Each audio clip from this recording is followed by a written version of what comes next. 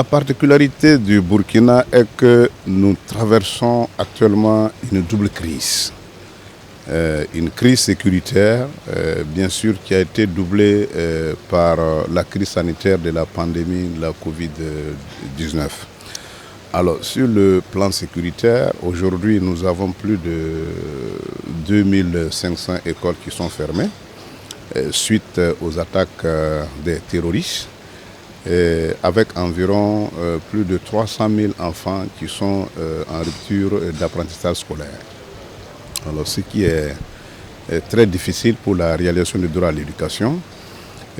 La Covid, elle aussi, est venue à partir de mars 2020, encore aggraver la situation, avec la fermeture de toutes les écoles universités pendant au moins une période de 2 à 3 mois.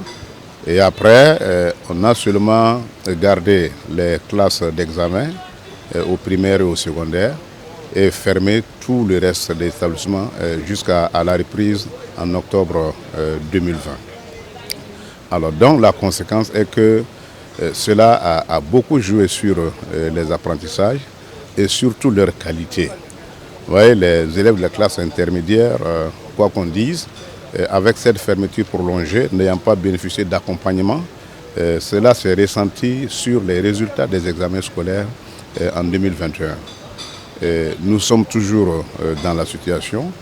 Au niveau de la Covid, des mesures ont été prises entre-temps et aujourd'hui, on peut dire qu'à ce niveau, la situation, tant bien que mal, semble maîtrisée avec les mesures barrières, mais au niveau de l'insécurité, la situation est toujours très difficile.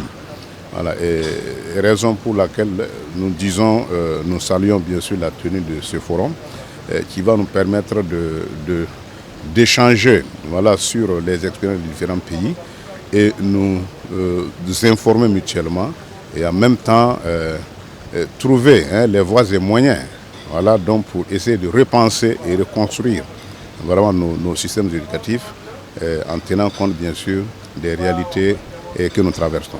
Au niveau de la société civile, c'est notre plaidoyer. Alors, il y a des actions qui sont en cours, bien sûr avec le soutien des partenaires, mais il faut avouer que cette crise qui concernait au départ 2 régions s'est étendue rapidement à 3 régions et à 6 régions. Au jour d'aujourd'hui, on peut dire que sur l'ensemble du pays, on est un peu touché d'une manière ou d'une autre.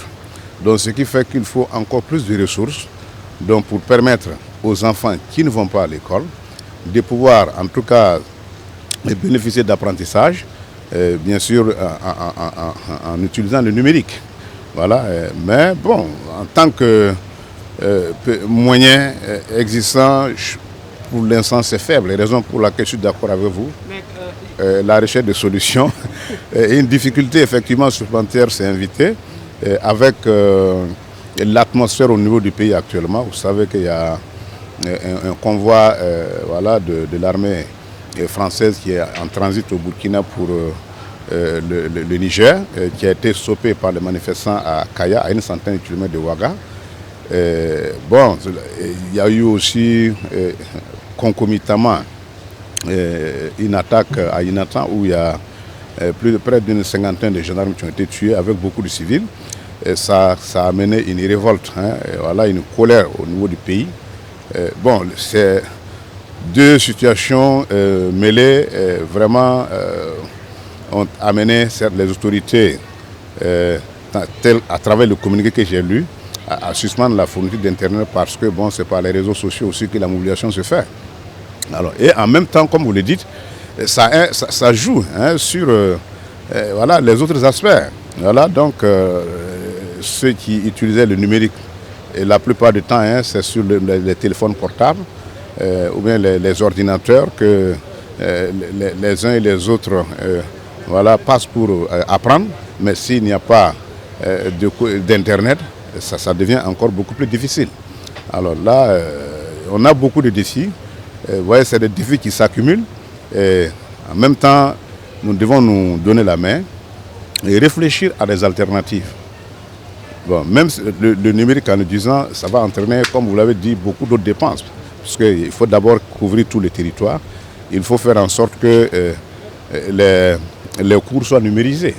Et en même temps, des leçons dispensées qui peuvent être numérisées, voilà, pour permettre aux apprenants, s'ils ont effectivement les outils informatiques nécessaires, de pouvoir se connecter et de bénéficier de la poursuite de leurs apprentissages. Dans le cas contraire, ben, c'est une perte. Il faut de l'espoir. Si nous nourrissons l'espoir que la situation va revenir à la normale, si nous regardons dans l'histoire, il y a eu beaucoup de crises. Donc nous aussi, c'est notre période qui coïncide, une époque qui coïncide avec cette période-là. Nous disons que, bon, tant bien que mal, nous allons nous en sortir, mais il faudrait la mobilisation de tout le monde. Voilà, on est ce à quoi on assiste, les gens qui se tiraillent par-ci, par-là, en rejetant le tort sur l'autre. Nous n'en devrons pas être là. On dit quand la pluie vous bat, ne vous battez plus. Voilà, il faut chercher à voir comment vous allez sauver l'essentiel. Et s'il y a la mobilisation, toute la population est mobilisée, c'est un phénomène, vraiment, quoi que soit la durée, nous en viendrons à bout. Voilà, merci. Voilà.